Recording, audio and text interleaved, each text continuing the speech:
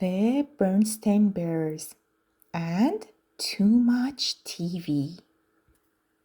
It was a fine spring day in Bear Country.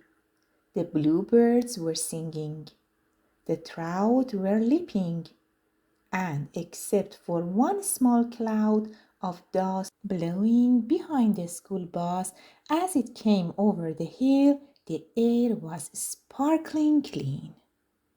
Mama Bear was inside the family's tree house fixing brother and sister bears after school snack. Brother and sister bear got off the school bus and came into the kitchen with hardly a hello. Then they did what they did every day. They took their milk and cookies into the living room and switched on the TV. There's no question about it, thought Mama. Those cubs are watching too much TV. Later, when Papa Bear came in from his shop and joined brother and sister, Mama became even more convinced. There's absolutely no question about it. The whole bear family is watching too much TV. She wasn't quite sure how it had happened. Maybe it began when the old fuzzy pictured black and white set broke down and they got a big new color set.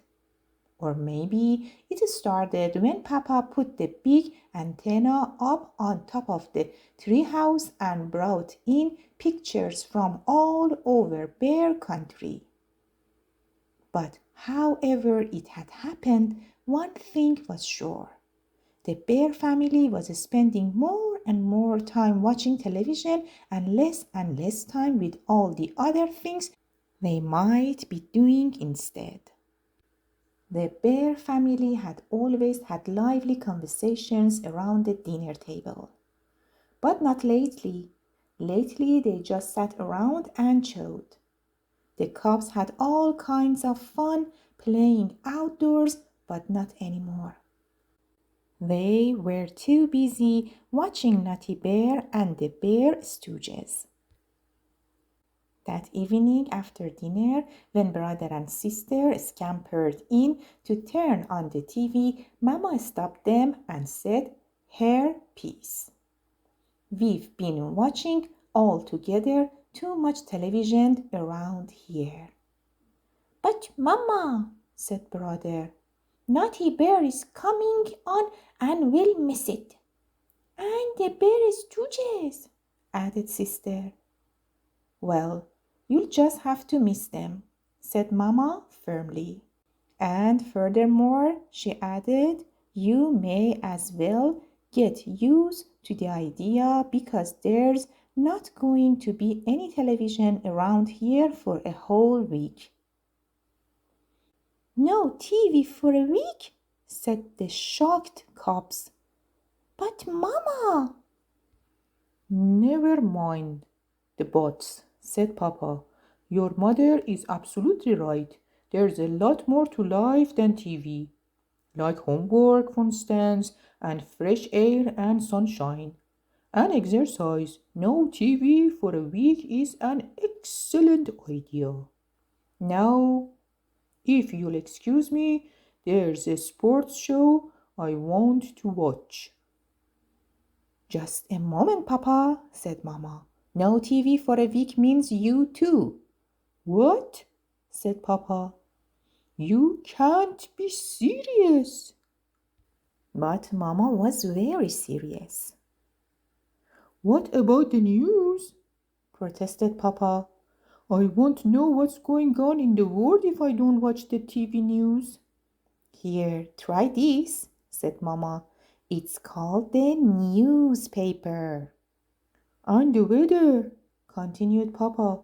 "How will we know what the weather will be?" "Try this," said Mama. "It's called putting your hand out the window to see if it's raining." "What are we supposed to do? Just sit around and talk?" asked brother.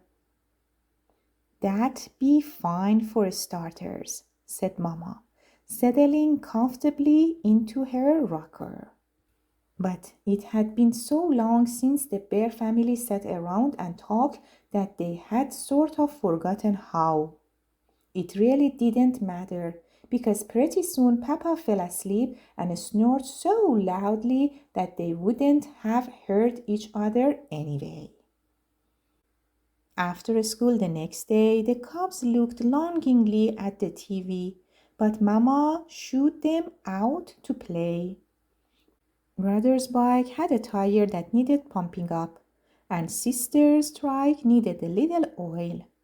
And while it seems strange not watching television, it was fun riding bikes and trikes again. Sort of. That evening, the cubs worked on their homework, but it wasn't easy with that blank TV just sitting there staring. Then sister noticed an ad in Papa's newspaper, an ad for a TV special. "Oh, Mama," she said, "look, a special." "No TV for a week means no TV for a week," answered Mama. "And besides, Mother Nature has a much bigger special waiting for us. We are going to sit outside and watch the stars come out." "Watch the stars come out?" complained sister. "I don't know if I can stand excitement," said brother. But as they sat out under the great sky, spell came over the bears. It was all so big and beautiful. The bears stared at the sky.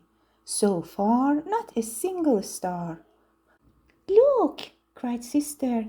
"Something's flying." "Bats," said Papa, "out for their breakfast of insects."